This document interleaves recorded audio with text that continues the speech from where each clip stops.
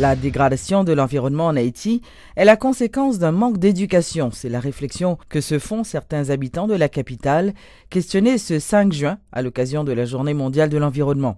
Ces citoyens, issus de toutes les catégories sociales, se disent conscients de l'état pitoyable dans lequel se trouve en général l'environnement en Haïti. Ils lancent donc un appel non seulement aux autorités, mais également à chaque Haïtien afin d'agir à leur niveau pour sauver ce qui peut l'être encore. La couverture forestière d'Haïti est réduite à 1,2%. Les constructions anarchiques s'étendent et contaminent jusqu'aux mornes.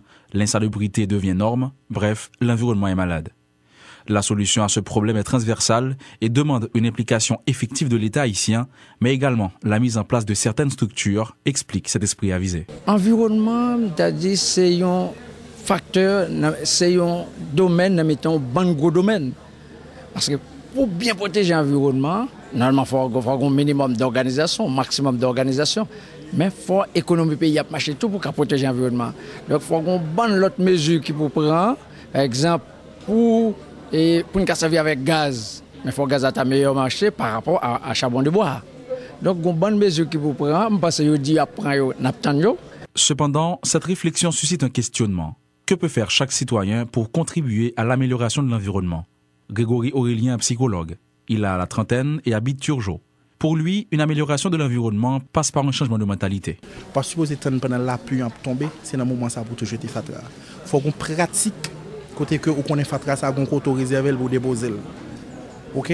Protection de l'environnement veut dire que pied bois ça qui poussé dans la communauté de vie là, on pas couper parce que me besoin faire charbon pour me faire manger. Mais m'organiser mieux de l'autre façon. Protection de l'environnement veut dire que ça me joindre le m'a grandi qui levé dans espace que m'a vivre là, me respecter yo, pas détruire. Parce que si c'est pas aujourd'hui, si c'est pas demain, mais non avenir qui pas trop lointain, impact yo, incidence c'est sur nous-mêmes, c'est sur petit nous que yo a retomber. Membre d'un comité de quartier, Grégory Aurélien participe chaque mois à des activités de nettoyage dans son quartier. Selon le didacticien, l'État peut venir en aide aux citoyens. Toutefois, il estime que ces derniers doivent céder dans un premier temps. Première démarche, à mon avis, c'est constituer une équipe, un groupe, une association. Comme ça, le travail nous le faire, le bénéfice, il a touché un plus large groupe. Donc l'État est capable, par exemple, d'aider à travers de petits projets, d'associations, de zones qui engagent dans le travail comme ça. Vous comprenez, l'activité planter pied bois, par exemple, l'activité nettoyage, curage. Les règles de prévention, nous les connaissons tous, mais qui les pratique réellement? Anne-Valérie en est consciente. Cette jeune étudiante qui se veut un modèle prodigue ses conseils. À ce niveau, il faudrait y avoir une sensibilisation pour soi-même d'abord et puis faire aussi ça pour les autres aussi. Les sensibiliser à ce niveau pour qu'ils puissent savoir comment se protéger à l'égard de l'environnement. Okay. Oh non, moi je suis calme d'esprit en ce sens, si j'ai la conscience tranquille, non jamais. Quand j'ai des déchets, je vais toujours dans mon sac pour aller jeter ça à la maison. Ça, c'est sûr. Et puis chez moi, je plante des petits arbustes là, j'aime bien. Quand l'environnement est maltraité, nous subissons tous les conséquences. Des gestes simples au quotidien peuvent faire la différence. Parce que les mains en pile, chat la pas jambe.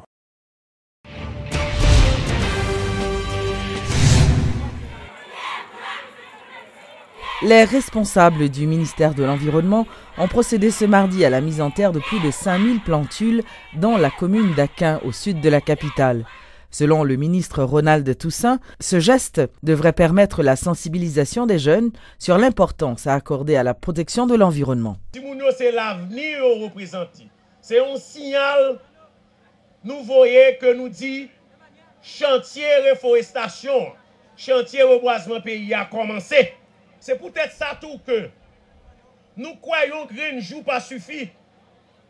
Nous-mêmes, le ministère, nous proposons le gouvernement, nous proposons le président de la République là, pour le décréter, pour sortir un arrêté, pour faire désormais mois de juin comme mois environnement.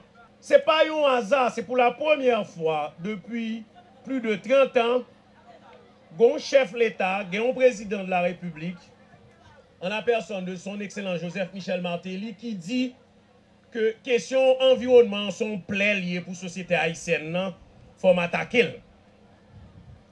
C'est parce que il est conscient que si ou pas attaquer question environnement ou pas une société durable, Gardez moins de cyclone, moins de inondation, ou doit construire une route l'encrasé. Ou construire un pont encrasé. Ou prendre tremblement de terre là, même si c'est des phénomènes géologiques qui créent les, mais mauvaises conditions, facteurs aggravants. J'en nous construit caille, environnement mal géré, fait que nous avons plus de dégâts, fait que l'économie dit que l'impact tremblement de terre là, li absorber 120% de richesse nationale. C'est parce que pour le gouvernement, la vie et l'avenir de millions d'Haïtiens dépendent de bonne santé environnement et de ressources naturelles pays. Donc, mot de la simple pour nous, n'a engagé nous pour nous refaire l'environnement. Le Premier ministre Laurent Lamotte intervenait ce lundi à l'Assemblée générale de l'OEA, dont la 42e session ordinaire se tient jusqu'à mardi à Cochabamba en Bolivie, sous le thème « Sécurité alimentaire dans les Amériques ». Dans son discours, M. Lamotte a mis l'emphase sur l'importance de prévoir de manière coordonnée d'éventuelles retombées de la crise économique mondiale sur la région en coordonnant l'action des diverses organisations régionales telles l'ALBA, l'UNASUR, l'OEA ou la CARICOM afin de consolider l'économie régionale. Le chef du gouvernement a conclu en renouvelant la confiance de l'État haïtien envers l'Organisation des États américains et en réaffirmant une nouvelle fois qu'Haïti demeurait ouverte aux affaires. Nous-mêmes, nous prenons la parole pour nous parler de choses bien spécifiques pour le peuple haïtien. Nous faisons un discours sur la situation de l'OEA et relations Haïti avec l'OEA. Nous parlons autour. Le thème de la conférence, c'est lutte contre sécurité alimentaire avec souveraineté et lutte contre la pauvreté extrême. Tout programme que nous mettons en place pour lutte contre la pauvreté extrême, qui c'est le programme Abagangou, qui c'est le programme Timaman Chéri, qui c'est le programme 14 là, qui c'est le programme éducation gratis pour le peuple là, qui c'est le programme tout de protection sociale pour nous aider la population, sans compter construction de logements sociaux et toute bagaille qui défend les droits humains du peuple haïtien. Nous pensons que pas qu'à des droits humains si droits fondamentaux ne sont pas respectés, c'est que l'État va faire un travail de base pour aider la population. Ce que nous avons travaillé sur lui, donc nous parlons de ça là, nous parlons tout du fait que faut que l'OEA, en parlant de droits humains, en parlant de développement humain, nous parlons avec les membres de l'OEA et 67 membres qui là comme observateurs pour nous dire que Haïti, qu'on a là, nous avons besoin d'entrer dans une phase d'assistance directe à gouvernement. Il y a plus que 3 milliards de dollars qui baillent via des ONG. Donc nous parlons avec eux là, nous expliquons que pour que le pays soit développé, il faut que le pays ait des ressources.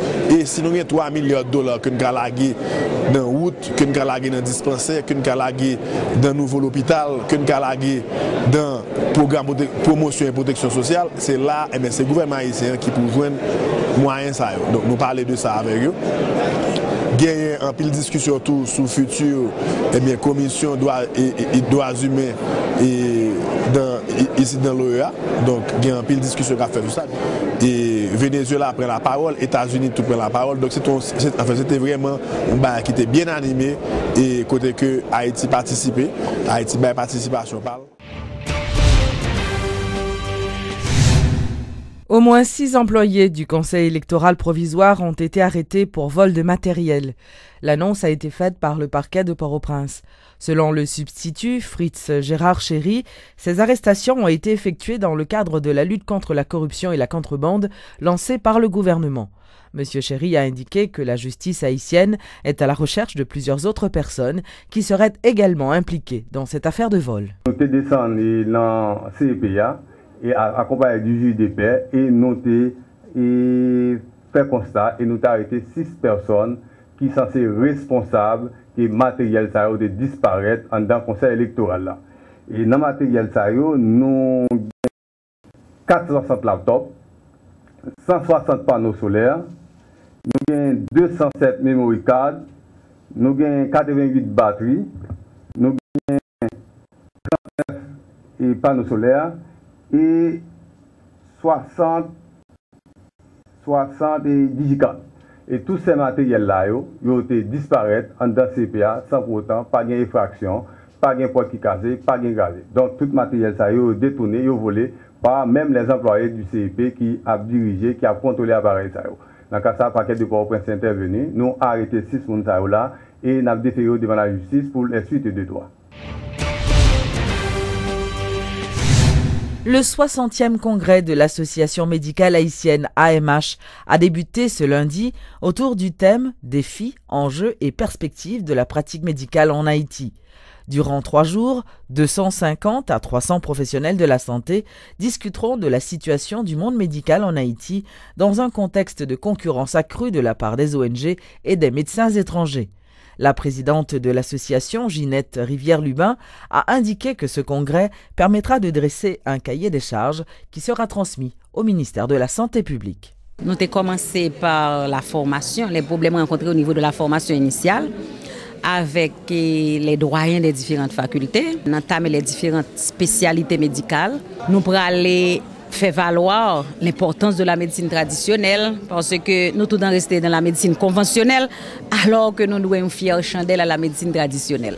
Donc là, nous posons problème médecine traditionnelle là parce que la médecine traditionnelle, c'est pas pour nous quitter ça de côté. Parce qu'il y a tant de problèmes au niveau de la pratique médicale, eh bien, il est temps pour nous-mêmes, professionnels de la santé, pour nous faire réflexion, pour nous proposer aux autorités étatiques pour voir dans quelle mesure améliorer la pratique pour nous en Haïti. Et c'est à partir de ces débats que pour gagner des solutions que après proposer, des éléments de solution. Nous ne pas dire solution, nous allons proposer des éléments de solution qui au fur et à mesure nous capables de joindre satisfaction auprès des autorités concernées. Pas j'oublie ou même toujours mentionner les autorités concernées. Nous-mêmes nous sommes association. Eh bien, nous identifions un problème au niveau de notre secteur. Problème ça, nous fait réflexion sur lui et nous prenons le potel devant qui de droit, qui lui-même chargé de la mise en œuvre de la politique de santé. Ce n'est pas nous-mêmes qui prenons faire ça, mais nous avons un support, nous avons un apport, nous avons essayé quand même de poser des questions parce que nous avons aimé jouer un résultat, ça nous dit là, de la mesure de la possibilité et de monde qui a aidé nous.